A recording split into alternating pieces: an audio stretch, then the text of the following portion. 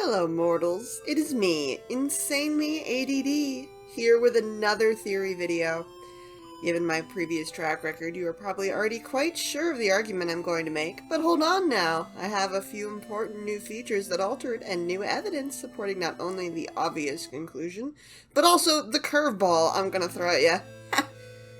This is not merely a normal theory. Take a look at that runtime, baby! This is a mega theory! I'm gonna be doing one of my favorite hobbies, which is quilting. I'm taking pieces and putting them together to form a cohesive whole. This is the skeletons in your closet theory. But before I actually get into this, I want to say a little thing. I put a lot of hard work into my previous two Night Papyrus theory videos. The research, the writing, the painting, the editing. I'm so happy that many people believed it so strongly, even if it has only very rarely been engaged with seriously, now with many people even saying the theory is a joke and always has been, which is not true. I have been serious every single time. This is not about that, though. This is specifically about a few comments I got on videos after the release of the most recent chapters. The very first comments I got after the new chapters came out read, "Well, this theory aged bad as hell." Later I got another one that said, "Wrap it up." And most recently I got ones that said, "Horrid theory," and "This aged like milk." I do not think I should have to explain to you that this is a shitty asshole thing to say to anyone. I may have disagreed with a lot of other theories I saw other people make, but I also wouldn't go to their video to essentially tell them that in a rude-ass way.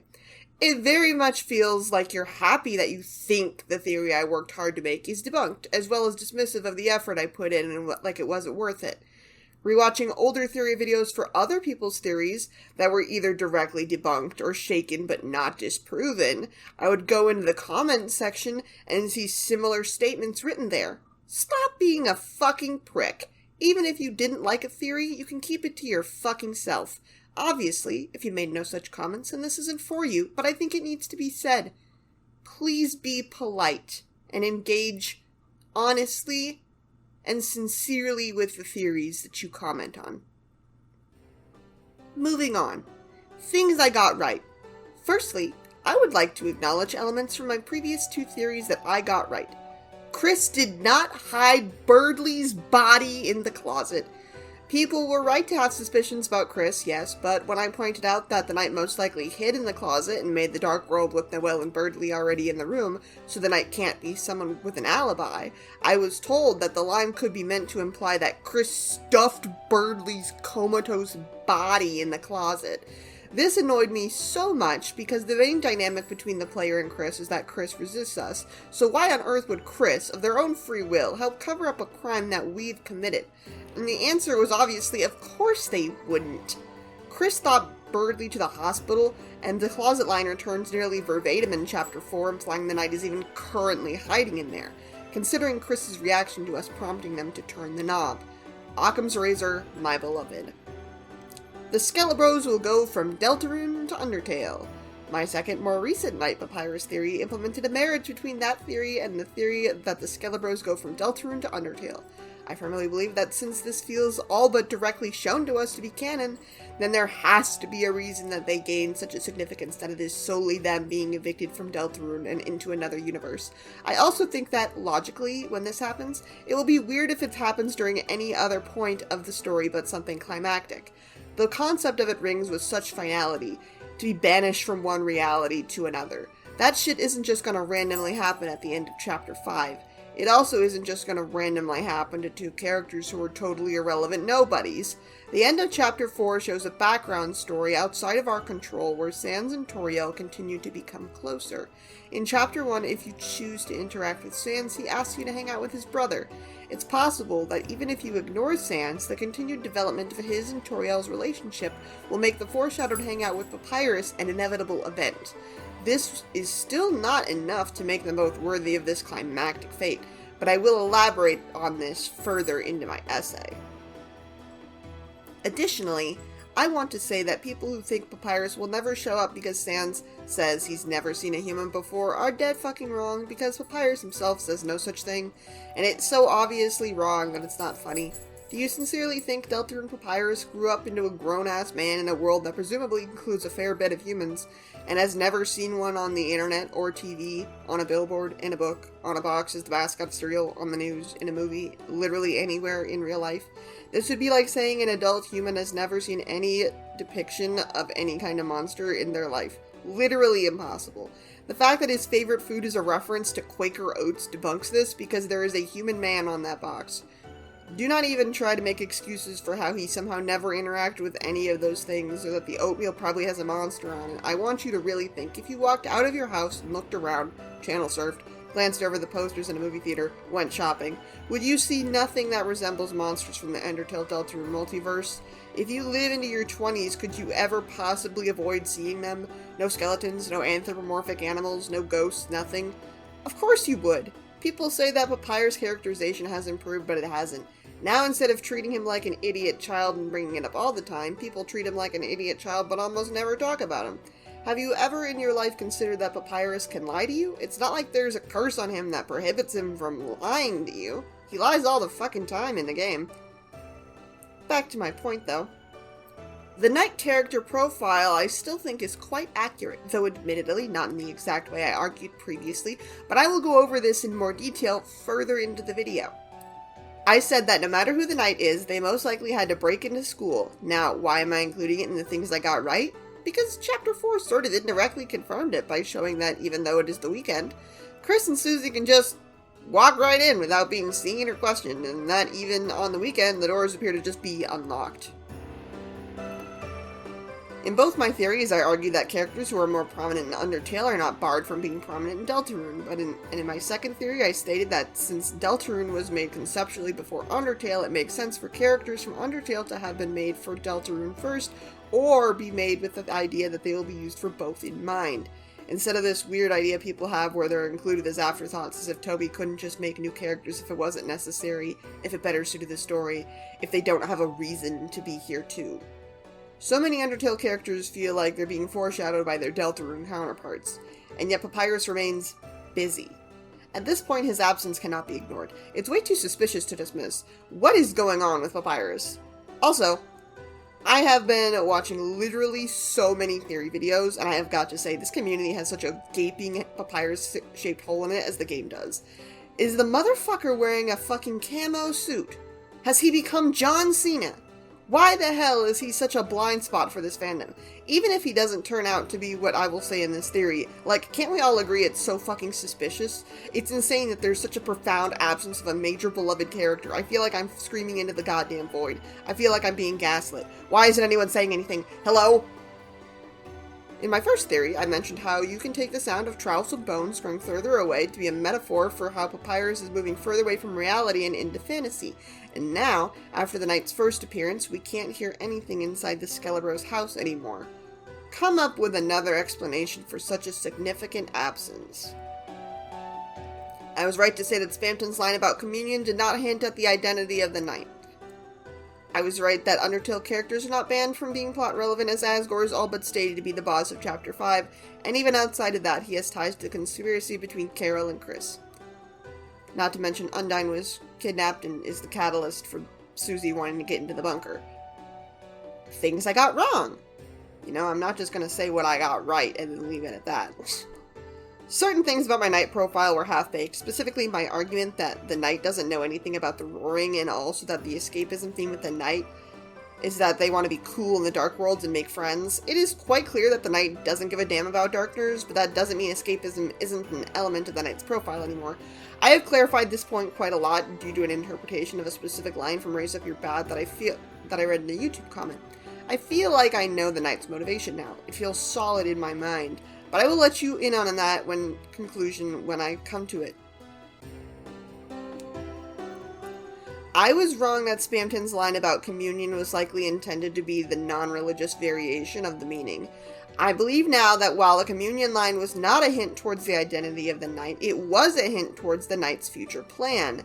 I am an enjoyer of the theory that someone gave Jevil and Spamton knowledge of the prophecy, so it would make sense that Spamton would know that the Knight would make a dark world in the church in the future. I was wrong that Toriel would be a character who shows us that Undertale characters will be important to the plot. There are probably more things I got right and wrong. But I am tired of rewatching my videos. My mind wanders off halfway through them because the ADHD enters the room and tells me to watch something new and engaging and then points a gun at me. I will lay the groundwork. Building a stable home starts with a solid foundation. Additionally, rewatching my old videos and comparing it to the videos of others has made me feel like I was possibly not being lighthearted in tone enough. Like, I had moments where I threw in comedy so I didn't come across like Carol, but I can do better, because I'm very funny. My therapist told me I should be a comedian. A glowing endorsement, surely.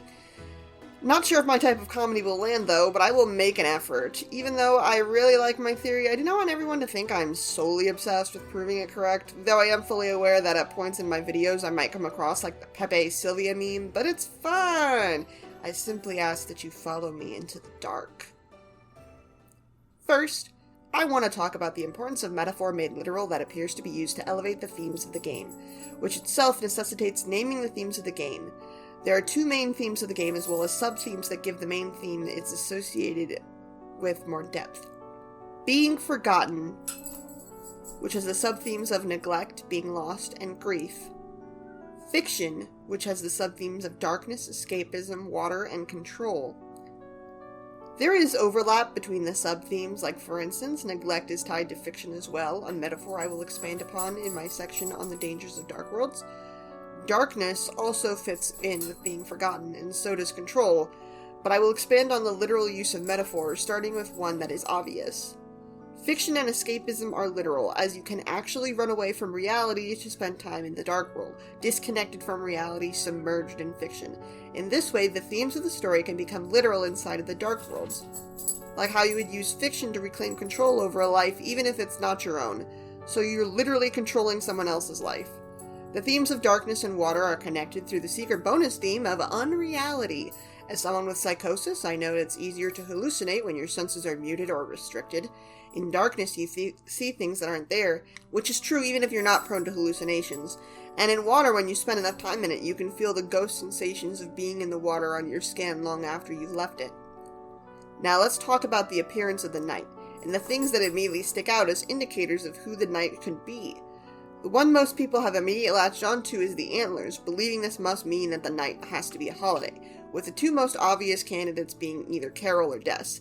And I do agree. Toby Fox is a good writer, not a hack, and it would feel cheap for the antlers to be present and not mean anything. It is definitely within the realm of possibility that Toby would play with expectations, but I don't think he would trick us, or present a conclusion to us that feels like an answer to a mystery only to rip it away with a half-assed excuse and laugh in our faces for expecting him not to pull a cheap move. So the question for many theorists now is it Carol or Des? I personally think it's more likely to be Des, since I don't want a repeat of the unintentional consequence of dismissing a candidate where people think I was indirectly implying there's nothing shady about the alternate candidate. I will state it plainly.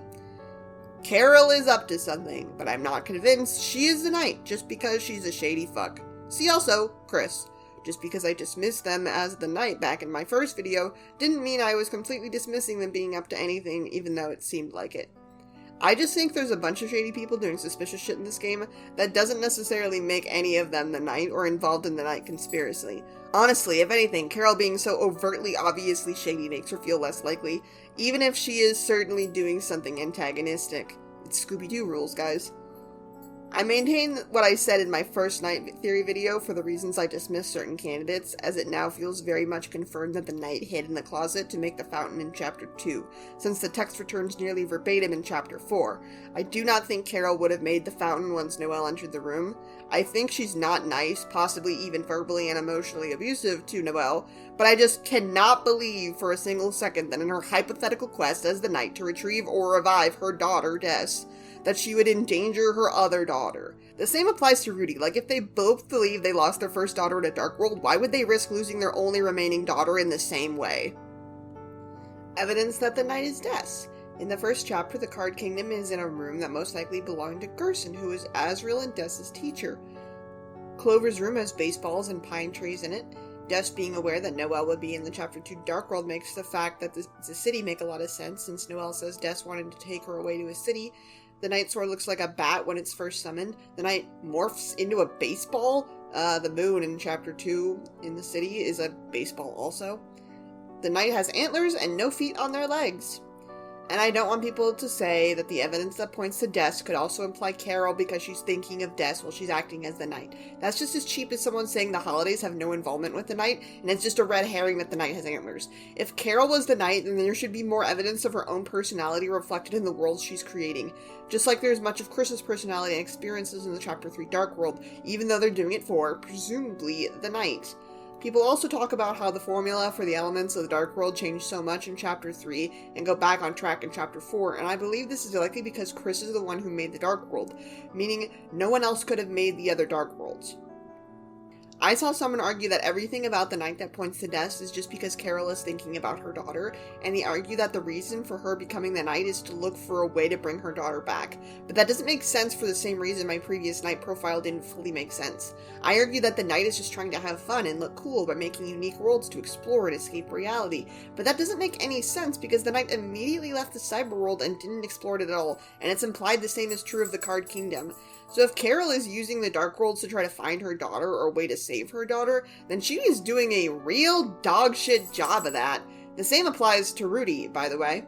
Also, because I keep hearing people bring it up, this is also applicable to why Alvin absolutely did not make any fountains in Chapter 4. The motive people give where he wants to speak to his father again makes sense, but from Gerson's actions throughout all of Chapter 4, we can conclude that Alvin never entered the Dark World because Gerson would have had the opportunity to speak with him one-on-one if he did. Instead, Gerson spends much of his time making a letter so Susie can transpose it for him. Nobody has come up with an explanation for why that would be. Do you honestly think Alvin made a Dark World to try to talk to his dead father and then didn't even go inside it? Do you genuinely think that?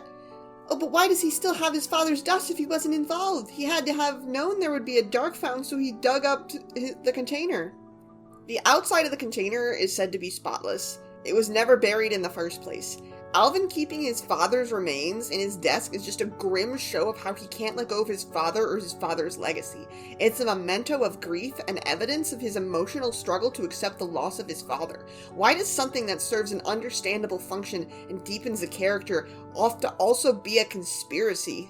Not everyone needs to be in on it. But yes, Des is the most likely knight candidate. So what? Did I just talk myself out of my position as the #1 Papyrus Knight truther in the universe? No, actually, and you'll learn why shortly. New knight profiles custom for each suspect, and yes, I will include Carol in this.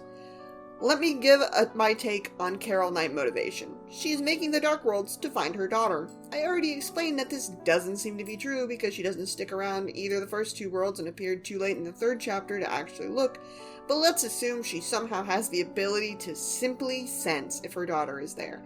I don't have a better place to slot this in anywhere, but people bringing up Carol's black katana like it's the smoking gun is actually so frustrating because the sword is not mounted in that background. The tip is set on the ground, which you would not do with a bare blade. The katana is obviously in a standard black sheath. Do you keep your kitchen knives on display by making them stand up on their pointed tips and leaning against the wall? Or do you put them in a knife block, a drawer, or on a wall-mounted magnetic knife display? Anyways, I have certain thoughts on how different plotlines will resolve, and one of them is that Des can be saved.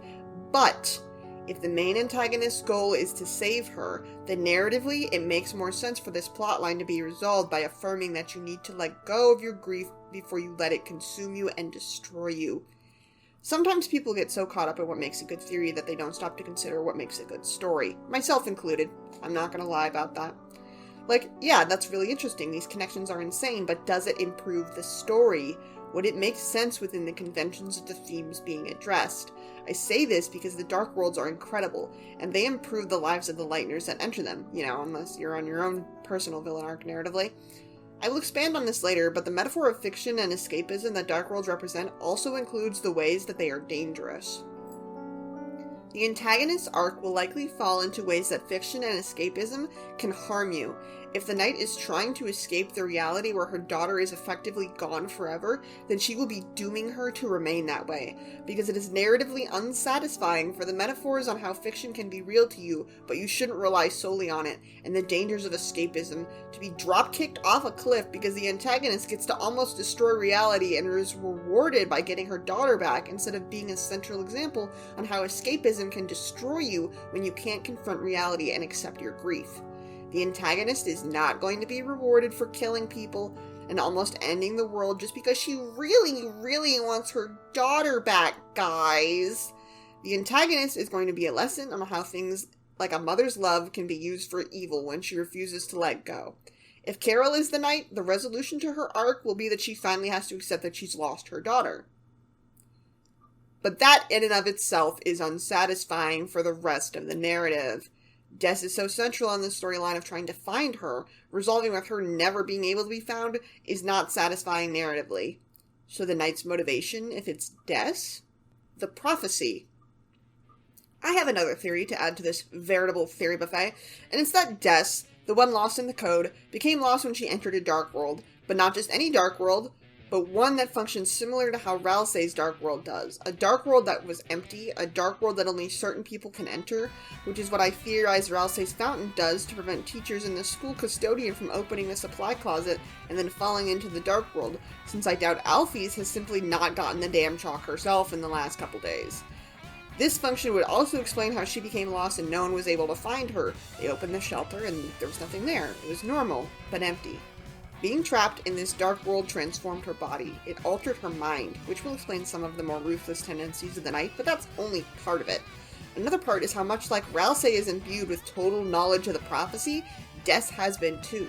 She knows what's going to happen. She's desperate to stop it. My evidence for this? It would be uncharacteristic of any suspect to want to intentionally summon a titan unless they understood there was a power at play that could defeat such a cosmic horror. The knight and Chris seem to be working together, and I think the knight seems to know what we are capable of. Additionally, I enjoy reading alternative interpretations of different minds, since many words have more than one meaning, and we know from Toby's love of puns that he enjoys playing with the meaning of words. I think we can all agree that Raise Up Your Bat is a song most likely about Des, in the Doylist reading of the text for this existence. Her association with rock music, guitars, and bats, as well as the way she's mentioned before the song first appears, all lend to that idea.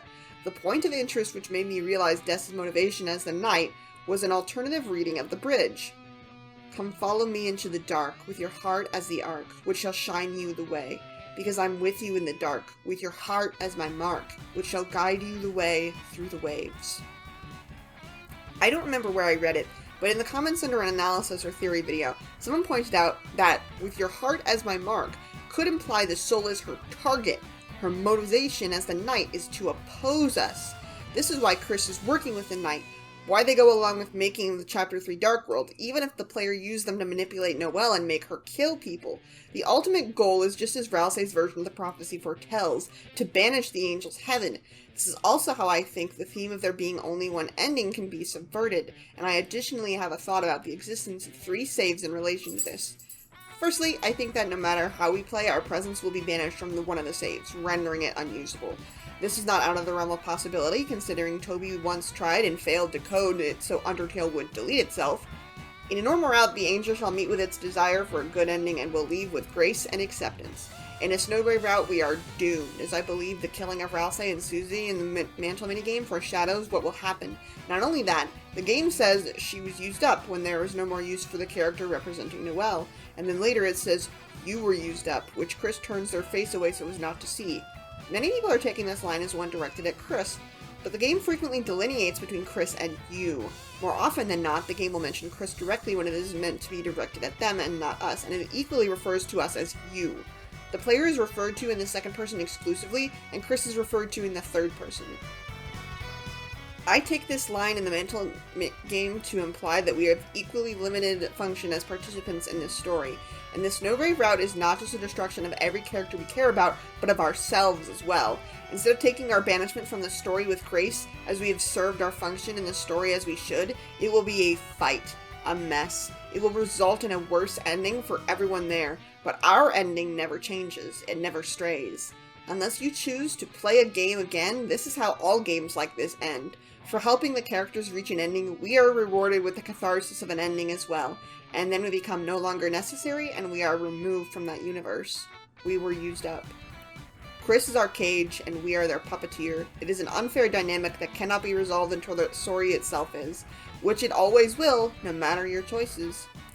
But the Knight knowing about our power is outside of what even the prophecy encompasses, which I'm certain of because Rousey knows the prophecy better than seemingly every other person we've encountered, and he was shocked and horrified that the Knight would summon a Titan, seems at a loss of unsure of what to do in the fight against the Titan, immediately before Gerson arrives to help, which doesn't make sense unless this is totally uncharted territory for him, though I think that Rousey also has some knowledge of the player because of his continued attempts to speak with Chris while we are distracted.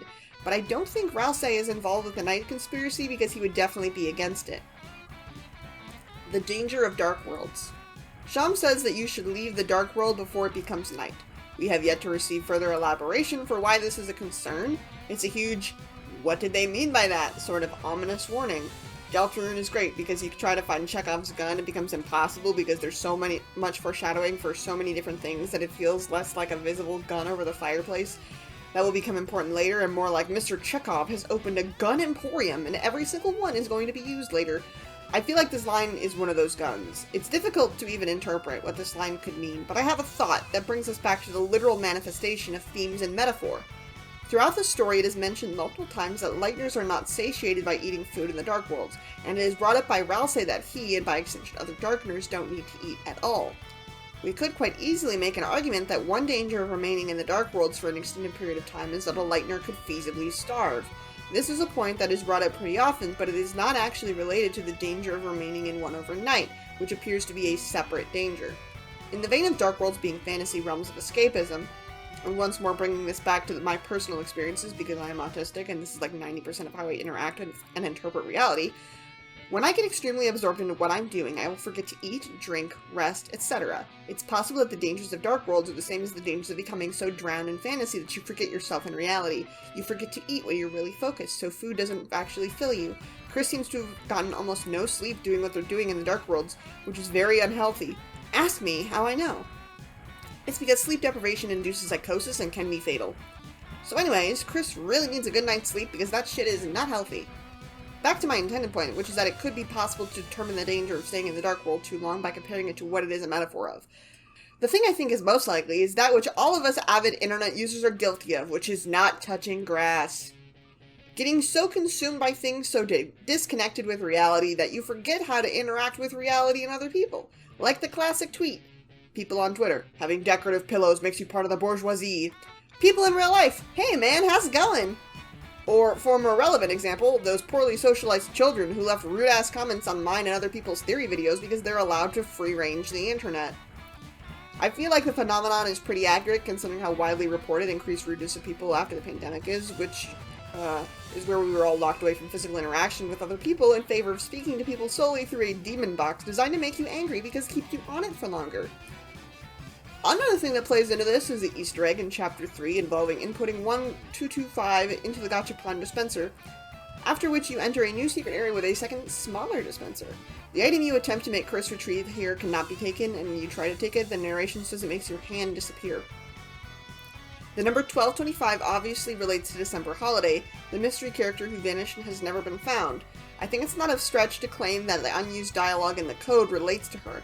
A character lost in darkness who has been there so long that they can no longer tell how long it's been.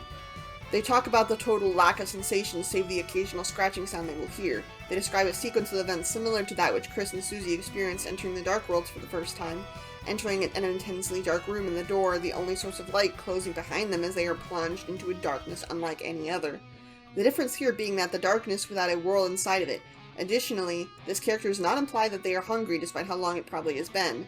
Another instance of Lightners being lost in darkness comes from Rousey's elaboration of the roaring from Chapter 2, where they become lost in an eternal night. What if being lost in the darkness for so long has an effect where you lose your connection to the light world, you lose your physical body, or it changes and warps until you cannot exist in the same way you used to outside of Dark Worlds? The Knight's appearance is so twisted and mangled beyond what should be possible for any Lightner, which the Knight still has to be because of how they kidnapped Undyne and ran across town. I don't think that's the only reason, but I'll explain more of that later. Something I continually see people bring up is the Undertale characters are minor, perhaps equivalent to cameos to some people. They had an arc, why do they get a second one? They can't be important now because it's time for Deltarune characters to shine. Let us speak on statistics quickly, as people continue to claim that Undertale characters will not be important in Deltarune when that plainly isn't true. After consulting the sprite sheets for Deltarune and Undertale, and comparing who in Deltarune is originally from Undertale and who is exclusive to Deltarune, as well as those that I would consider the answer more complicated and less straightforward, the total number of characters that are in Undertale originally is 46. The characters seen in Deltarune is 14, and the number that are complicated is 10. The complicated characters are interesting to me because it ranges from, this character is mentioned by name in Undertale first, but physically appears in Deltarune first, which is applicable to Susie even if the name is spelled differently, as well as these two characters look similar but not identical, so it's hard to say whether they are the exact same person, which is applicable to the Handhead NPC and the Big Mouth NPC. With another category being, these characters are implied to exist in supplemental material for Undertale, but debut in Deltarune, which is applicable to all of the holidays. These appear in Undertale first, but it's implied they are straight up from Deltarune, which applies to the Skele-Bros. There's also the Goner Bird, but that's a weird case that sort of aligns with the second and fourth reason for a character's origin being complicated. Anyways, out of these characters, the number of them that are implied to have arcs, stories, or overall importance in some way is 13 from Undertale, 5 from Deltarune, and 7 in Complicated. But if you held me at gunpoint and forced me to sort the complicated characters, I would say that 15 Undertale characters are applicable for this, and 10 are from Deltarune. This still means the amount of characters with developing stories who are from Undertale outnumbering Deltarune characters, with a developing stories at a rate of 50%. Asgore and Troil are both obviously important for a number of reasons, least of which being they are Chris's parents, and since Chris is important, they would be by proxy. Outside of that, they are both still important to mysteries currently unraveling in town. Sans and Papyrus are important because of this weird, creeping implication that they're both from Deltarune and get displaced to Undertale. Undyne is a catalyst for story progression, and Alphys is tied to her. Azrael is a much-anticipated foreshadowed future appearance that will probably exist to explain more about certain past mysterious events. And those are just characters from Undertale who are implied to be majorly significant. The argument that you can just rule out Undertales as being significant by virtue of them being major characters in Undertale is laughably untrue when you think about their current roles and positions in Deltarune for longer than a minute. This is not to downplay the importance of Deltarune characters, of course, it's just to point out that Deltarune characters aren't the only ones allowed to partake in the plot or be important in general. Several of them have been set up as being important, yes, even Sans, who is positioned in a way that he is coming across a bit like a horror villain, ominously approaching Chris's family and life like a black storm cloud on the horizon of a normal day. And then there's Papyrus. You are now entering the Papyrus Appreciation Zone. I made a Papyrus character analysis video where I go more in depth on him so this section wouldn't get so bloated, because it was 30 minutes long. So please go watch that now and return when you're done. If you are short on time or don't want to watch it for some reason, basically, Papyrus can lie. He lies many times. He's also suspicious due to his in-game connections to Flowey and his unexplained powers. He's also aspirational for his level of control and his strong convictions. Papyrus desperately wants connection with others. He seems to have struggled with loneliness for a long time when we meet him in Undertale. Even with his deep loneliness, he makes a comment at the end of his hangout that you shouldn't rely too much on a single person to be your friend because it's unhealthy. Papyrus seems to know a lot of things he shouldn't, and then he turns around and acts like he doesn't know them, or acts like he doesn't know basic things. People bring up the line about him not knowing what the sun is, but during the hangout with him, which is mandatory for even reaching the pacifist ending, he mentions the sun in a specific way that implies he does know what it is, via the sun on my skin line. He mentions things over and over in context that imply he knows what it is, and then turns around and acts like he knows nothing about it. His lies are comically bad. He's not a good liar at all. The fact that so many people believe that they're the truth is mind-boggling to me. He's so mysterious. We know so little about him. He has more lines of dialogue than anyone else in the entire game, with less than 250 lines behind the narrator. And yet, the only information we have on Papyrus' life before Snowden had to come from an interview that's not even part of the game, where all those lines come from. We had to learn Papyrus' favorite food from outside the game as well, which is a real-life human food, by the way, since he never even eaten spaghetti. And this is also emphasized by Toby inexplicably in a post about how his Tumblr and only a few other specific social media aren't real.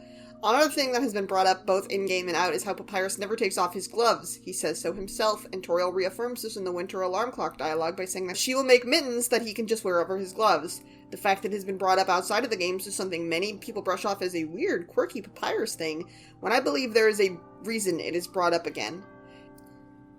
In fact, it seems that many of the extra events that focus on Papyrus outside of the game, such as the different interviews, all feature something that either point out that we know nothing about Papyrus, or bring up a weird thing about him that seemed to only be a bit in the game. The first anniversary Q&A, for instance, pointed out that Papyrus' favorite food is dinosaur egg oatmeal, a real-life food that was never even mentioned in the game. The Winter Alarm Clock dialogue, though not focusing on Papyrus, does reiterate the fact that he never removes his gloves, which is something that Papyrus theorists have been wondering about since even before the Winter Alarm Clock dialogue came out, as Papyrus himself mentions he never removes his gloves in one of his phone calls. Even recently, with the Undertale anniversary stream, Toby affirmed that Papyrus would be a good cook if it wasn't Undyne teaching him. Each time Toby has focused on Papyrus since the game's release, he has subverted the expectations that the fandom has placed upon him. I remember being in a Papyrus-focused chat a month before the first anniversary, and we were complaining about people writing Papyrus so he seemingly thinks spaghetti is the only food that exists, and it's all he eats. We all agreed that spaghetti probably isn't his favorite food and it's something else entirely. In just a few months, we were proven correct. We were questioning Papyrus' line about never taking his gloves off. What is under his gloves? What is he hiding? And we were doing this before the Winter Alarm Clock dialogue was released. We questioned Papyrus' lack of stated backstory, how there are implications for Sans but Papyrus has absolutely nothing, and how that's so much more suspicious than the crumbs we have on Sans. And then an interview comes out where the only place Papyrus says they lived before Snowdin had green grass. Something only in a very few small places in the underground where they are not main features worthy of a first mention. And yet, in Deltarune, he remains missing. He remains absent. He remains unmentioned by name. He remains. Even without him being there, there are many callbacks to things he said or did in Undertale in various chapters of Deltarune. Papyrus connections in all the available chapters. Susie saying she invited the guard to visit the garbage can, a line Papyrus says where he invites you to his garbage can. The previously mentioned baseballs and pine trees in Clover's room in Chapter 1 include one baseball, which is a basketball painted to look like a baseball, and pine trees are also around Snowdin where Papyrus lives in Undertale. Trashy the trash can, and the font of our compassion and the linguistic connection between font and fountains. The blue stop sign when Tennis says stop the credits, though more obviously known as something Sans says, it is something he says about Papyrus. Feeding dog food to people in the cooking minigame is a reference to Papyrus who tried to free fist dog food. Stand there and look important / cute. Politics Bear being the one who says this is a double reference because the cute line is said by Papyrus, like stand there and look cute, about his job under Undyne in a neutral ending, and the original Politics Bear in Undertale got their name by saying that if you have a problem you tell Papyrus and he'll tell Undyne about it, and that's politics. Also, this isn't in my script, but with the trailer for Chapter 5 being released, the shrine that they approach that has the feather quill pen, I think it is, looks a lot like the shrine that is under Papyrus' sink in one of the versions of Undertale for another console. Which, like, oh, they're both shrines, they can only look so much, like, different. But it's also a weird choice for the shrine to have been included in Papyrus' house at all, Now, in my most recent Papyrus Night Theory video, I talked about the possibility that both the skeletons will be exiled from Deltarune to Undertale, and what this means for their role in Deltarune and how their personalities in Undertale could be an indicator of who they were in Deltarune. Papyrus is my focus, obviously, so I will start with Sans' personality and what we could be informed about his short future in Deltarune, since it's now more obvious than ever before that Sans is from Deltarune and goes to Undertale. Sans is depressed. Sans feels a great loss, and Sans is very focused on keeping his brother happy. Many times over, we see Sans being very supportive of Papyrus, who is likely the only person he still has from Deltarune, as everyone else around him are likely to be distorted copies of the people he got to know for the brief time he was in Hometown. He will read car magazines because the goal of Papyrus is to be able to own and drive his own cool convertible. He tries to get Frisk to befriend his brother, much like how he's trying to get Chris to befriend them, but with a lot more focus and insistence than he is exhibiting in Deltarune. He accepts no trash talk about his brother and will turn it around on you, much like how Papyrus himself does. Sans takes little pleasure or interest in things, but still makes a much greater effort to be a good brother to Papyrus, almost as if he has many regrets about not being there for him in the past like Papyrus needed him to be. Papyrus, meanwhile, swings between being a wildly over-the-top Saturday morning cartoon villain and a silly and non-threatening goof.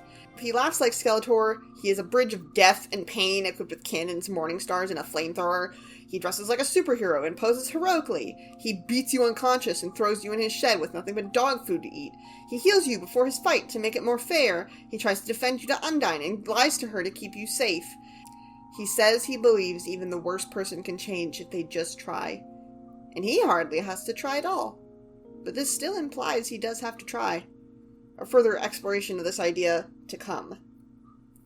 All this to say, both of the Skele-Bros are from Deltarune and go to Undertale, and if this happens to them and them alone, there must be some sort of reason for why they are being evicted. What do they do to earn this punishment?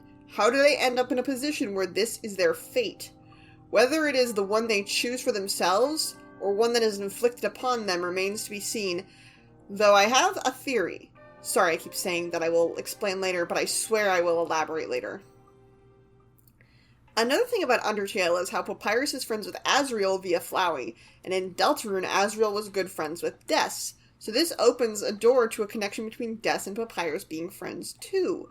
They actually have many things in common, like the carpet in the Skele-Bros house being the same colors as Des' room, with those being blue, green, and a purple, as well as Papyrus, despite coming across as just a golden retriever of a man, is actually really into flames, spikes, bones, and skulls, and things that glow in the dark. Even if his room is not perfectly reflective of his stated tastes, they have a lot of overlap with the way Des' preferences and characters are shown in her room. I might have mentioned this earlier, but I need to touch on it again. Papyrus in Undertale after the Hangout says it's unhealthy to fully rely on one person to be your friend. Papyrus believes even the worst person can change, and so does Sans. Another thing Papyrus and Des have in common, not only with each other but with many other major characters in the cast, which was especially emphasized in Chapter 4, was the overarching theme of familial neglect, which every major character in Papyrus is shown experiencing to various degrees. Birdly in Chapter 4 is shown as an example of familial neglect because in the Weird Route, he is in the hospital and his parents are not there for him. Like, it feels like nothing. It feels not so serious. But if Birdly was my son and my son was unexplainably in a coma, I will be there in the hospital. Susie is an example of this as well, even if it is also not immediately obvious because she has just been casually out of contact with her family for longer than 24 hours. If her family gave a damn, they would have called the police and filed a missing persons report. Then again, Napshablook is the only person in charge of the police right now, so... Chris is also showing this, though not to the extent of full-blown criminal neglect as Susie's family. There is Asgore's lack of acknowledgement of Chris, and Toriel getting shit-faced drunk to the extent where she exhibits a lack of curiosity about where Chris has been all night, which is a sharp contrast to her in Chapter 1, who was concerned she could not reach them by phone when it had only been presumably an hour or two past when school lets out. The lack of questioning here implies she got so distracted by Sansa's company and the wine that she never even tried to reach out to them. Meanwhile, the soundtrack implies that it is past 1 a.m. Chris is visibly uncomfortable with her behavior, which is a lot considering Chris doesn't really emote. And maybe even embarrassed that Susie is seeing their mom like this. Sansa's inclusion here is also important, as she has invited a strange man into their home without consulting Chris or even letting them know ahead of time. This is something I have personally encountered, where when I was in high school, my mom brought home a man that I didn't know. I am genuinely not really bothered by most things, as I don't tend to feel emotions unless they're really overwhelming, but it certainly isn't a comfortable feeling to have a stranger in your house. There is also a lack of decoration or personality in Chris's side of the room. Yeah. Toby himself said that even though your half of the room is empty, your family loves you, and I will not dispute that. Yes, Chris is a teenager and is likely responsible for the customization of their space, but that can only go so far. Chris has no money, and no way to make money, and seemingly no allowance from either parent. How is Chris supposed to buy anything for their room? Well, let's say they do have an allowance, and they spend it all on snacks. Totally valid assumption. I would have done the same thing as a teenager. There are still things Asgore or Toriel could do as a show of acknowledgement. Like, Chris is so obviously known around town for being able to play piano, why hasn't either parent bought them even a rinky-dink secondhand keyboard? You get gifts for your birthday and for Christmas, which still appears to exist in Deltarune, so where is the evidence of these gifts? It's all likely supposed to act as a metaphor for how Chris feels, but this is something that they have in common with Kara in Undertale, where Kara's half of the room was bare save for a drawing that was likely gifted to them by Asriel, while Asriel's half of the room has all the toys. What does this mean? That this is a pattern, a similarity between not only Kara and Chris, but also a similarity between Asgore and Toriel in both universes? I wish we had more information, because while I do believe Toby's word, that it is so obvious Chris is loved, and love does not lie solely in physical possessions, it does portray a very hands-off approach to their troubled children, not out of callous disregard, but because they likely don't even know how to tackle it.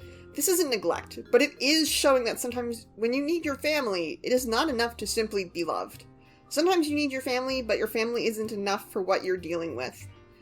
So let's bring this discussion to the holidays. Rudy is so obviously another example of this, a man who so obviously cares about his family, but who is passive and even more ineffectual than normal now that he's been in the hospital and not there to at least comfort Noelle after harsh encounters with her mom. And Carol.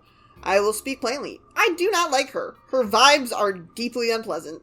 From the way she seemingly treasures her missing daughter's memory over the comfort of her still-present daughter, putting a phantom before the living, to the sinister and creepy way she plays nice with Chris, in a way that feels so much like something terrible is lurking beneath the surface of her pleasantries. Not to mention the way Noelle reacts is not a way a child with normal, loving but strict parent would react to hearing she's home early. Combined with the knowledge that Noelle would rather wait at the gate to her house until her mom gets done with work than just go visit her at City Hall to get the keys, and that she says she lost her keys recently, but also says Chris would help her break into her own house as if she's never even had any. If Carol was really concerned about protecting her daughter, she wouldn't be so potentially hostile to letting her into her own house. She would take a break from work to let her in when school lets out. She would not be giving off whatever vibe she's giving off where Noelle has resigned herself to standing outside for hours rather than ask her, as if Carol's reaction to Noelle standing alone and unsupervised on the street is less severe than if Noelle were to simply ask to be let in. Like, Noelle is scared her mom will be mad if she finds out the key is missing, but Carol's hostility is making it so now if someone has stolen a key, the locks won't get changed. Like, for the love of God, Asgore has a key to her house, to her bedroom. She doesn't have a leg to stand on to be mad, so why is Noelle so scared? Des talking about running away to a city, purposely choosing a nickname for herself and for Noelle that disconnects them from the aggressive Christmas theming that was forced on them both from birth by their parents. Des's dissatisfaction with her parents' behavior is evident. She has military rations for reasons we can only speculate on, though it's entirely possible that she acquired them specifically to help her if she ever decided to run away, since that was something she already apparently spoke about doing. Also, I just realized, when I mentioned things that connect Des to the Dark Worlds, and not Carol, I mentioned the fact that the second Dark World was a city, the Cyberworld, because that's something that Noelle said Des would take her to once. It's unlikely that Carol knew about this, which means Carol couldn't have made that world a city for Noelle as a reference to Des, because it wasn't Carol who did it. Anyway. Now Papyrus, despite his lack of anything at all, there is a lot of evidence for this. We see Sans every single chapter where there is a significant light world segment. In Chapter 1, he asks us to hang out with Papyrus, the implication being Papyrus is probably lonely and has no friends, and Sans is aware of this and is trying to get him a friend, who just so happens to coincidentally be the child of the lady he likes. The trousling behind the door is normal. The next chapter, you have to bring up the hangout to Sans, and he puts it off. The trousling is further away. The next opportunity to talk to Sans or knock on the door is Chapter 4, and in it, Sans doesn't bring up the hangout with Papyrus, and you can't either, and the door is now totally silent. Sans has a job which we see him doing or near every day. Papyrus is probably unpacking their house completely alone. Sans seems to be aware Papyrus is likely unhappy with this, but does next to nothing to help him with this. Instead of helping him unpack or bringing him in to help with the grocery store so he's not stuck somewhere totally alone and by himself, he almost completely ignores it, coming up with a band-aid of a plan to help him, but then not even trying to enforce it. Finally, the groundwork has been laid. So, Des is the knight, but the knight can't be looking like how they casually look in the light world because anyone who sees that would freak out and call the cops. And the knight can't look like Des because anyone who sees her would freak out and call the cops. Plus, Susie saw them and didn't say anything about the knight looking like Noelle or the knight's Dark World form, just that they have to be a lightener. But the knight has to have a form in the light world because of how they were able to carry Undyne to the shelter. And it has to be someone who is fairly strong, because Undyne is shown to be very strong. The form of the knight in the light world has to be unsuspecting enough to walk through town without drawing attention, and strong enough to carry a likely struggling person who can easily bench press a whole car. Well, Undyne in Undertale says Papyrus is really freaking tough, and while he is new in town, he is described as forgettable and almost everyone in Snowdin doesn't even remember his name. a way for him to fly under the radar.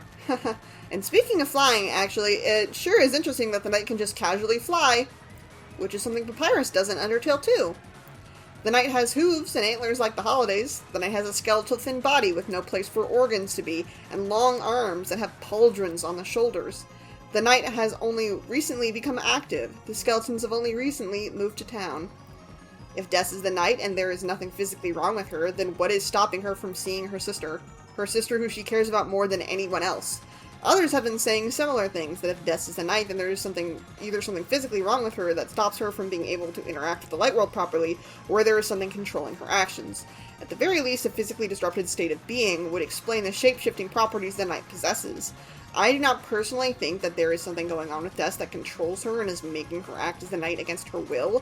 And just to add on to this, I don't think that if Des is the knight that Carol is working with the knight, because Des wouldn't want to work with her mother. The warning about not staying in the Dark World when the sun goes down, the way Spamton and Jevil can become items you can equip. What if Des became trapped in the Dark World, given the knowledge of the prophecy like Rouse has? Meanwhile, her physical body and anchor point to the light world vanishes or has become unreachable. Her entire self condensed into a few equipable items, but she is not out of reach, like how people can become weapons and still speak in Soul Eater.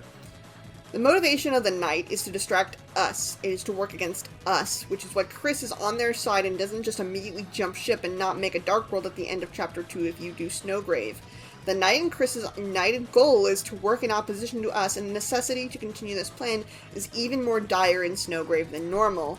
The knight has knowledge of the prophecy, at the very least, greater knowledge of the player than almost any other character, seeing as they summoned a Titan as a petty distraction for us, just so we wouldn't be able to figure out their light world identity. The knight hid in a closet again, like in Chapter 2, this time in the closet in the church, where Chris rules lawyers their way out of opening the door and exposing them. The implication from all of those, plus the fact that Chris distracts himself to think of Jockington instead of the knight in Chapter 4, is that the identity of the knight is still intended to be a secret and a mystery. If it was supposed to be so obvious, why would there be inclusions of actions for us that emphasize the continued mystery of it? Remember how I said the knight is still the knight as a form of escapism? So how does this tie into the theme of escapism? The Dark Worlds are not the escapism for the knight like I initially theorized in my first video. Being the knight and working as our opponent is their escapism. Being the knight is the power fantasy. We are the enemy of the knight's story, and the knight is the hero, protecting their secret identity and coming up with plans to keep us busy and distracted while they work towards a greater goal. Circling back, so Des is the knight, but there is something physically wrong with her which requires she get assistance from another person to help her with her quest to vanquish and banish the player. Who could assist with this? Well, you know me, it's Papyrus. Papyrus, who is stuck in his house all day, all alone and with no friends, decides he can't fucking stand anymore, so he leaves to get some fresh air, go on a walk, during which he finds a way into the shelter and into the dark world Des is trapped in. He speaks to her for a bit, and they can relate to each other through the struggles they both have with their families. Des is happy to speak with anyone at all after so long. Papyrus learns Des is trapped, and about Des's plan to banish the angel, but how she can't do it alone. There is no way for her to do so, so he decides to help. So Papyrus decides to go all in on helping his new friend. This is why the Dark Worlds made by the Knight have so many references to Papyrus and to Des, like how Chapter 2 is a city because Des told Noelle that she would take her to a city one day, and how Gerson was revived by the Dark World in Chapter 4 because Des knew Gerson really well. But this also explains why all those worlds are so puzzle-forward with their level design. Someone once told me that that's just how Toby designs levels, but Chapter 3 disproves this. Chris makes that world, and instead of having an emphasis on puzzles, it has an emphasis on minigames and secrets. In Chapter 5, we will meet Papyrus, because Azrael will likely be back in town for the festival, and the prophesized hangout with Papyrus will finally happen, an now inevitable event due to Sans and Twirl's growing relationship. We get to know Papyrus, and Papyrus gets to know us. There are a few possibilities for what will happen here. I think the Flower King Dark World is inevitable, and I think Papyrus might be a companion for it like how Gerson sort of was in Chapter 4. But this is only if there is not a significant portion of game time dedicated to the festival. Papyrus will be strongly established through this hangout, and then it will be revealed that Papyrus is the knight along with Des. Also, once more, just interjecting based off what I saw in the trailer, there was absolutely no scenes showing the actual festival area. There's only a scene showing Susie and Chris walking up to Sans, That sure is interesting. I wonder what happens after you talk to Sans, where, I don't know, maybe you get another tag-along in your fucking group. That would be a spoiler. Interesting. A further idea that I want to propose is that I think the final prophecy is, this isn't just me throwing random shit at the wall to see what will stick. This is relevant to my theory, especially the idea I propose where Sans and Papyrus do something that gets them kicked out of Deltarune to Undertale. So, Goner Kid, have you ever thought about a world where everything is exactly the same, except you don't exist? Everything functions perfectly without you. The thought terrifies me. And the prophecy. And then, when all hope is lost for the tale, the final tragedy unveils. To save the worlds, there is only one way. Only then will the worlds be saved. So many people are theorizing that this means someone will die. But what if it was a fate worse than death? What if the sequence in the prophecy goes, to save the worlds, there is only one way. There must be a sacrifice, a life erased.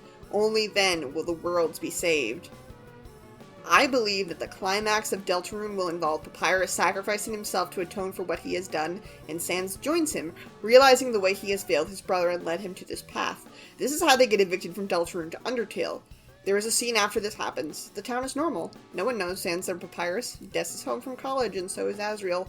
There is a vacant house, which looks so different now, next to a building where a grocery store is opening. The angel has met with its desire, and then vanished. The worlds have been saved. Aren't you happy? You're free. And even if Papyrus isn't the knight, the game is building to something. He will be important. The game will have both him and Sans sent to Undertale. There is something going on with him. All this build-up will lead to something. And I have faith that Toby will write something compelling and interesting no matter what. And I didn't know it at the time that I was writing this script, but I guess I'm gonna find out pretty soon! But, yeah, that was my theory. Thank you for sticking with me through a good god, almost an hour! Holy shit! Anyways, I hope you liked my video, I hope you liked the drawing, I hope you liked my theory, or at least some of the points I brought up in my theory. Have a nice day, and I hope you all enjoy Chapter 5, because I think I will too.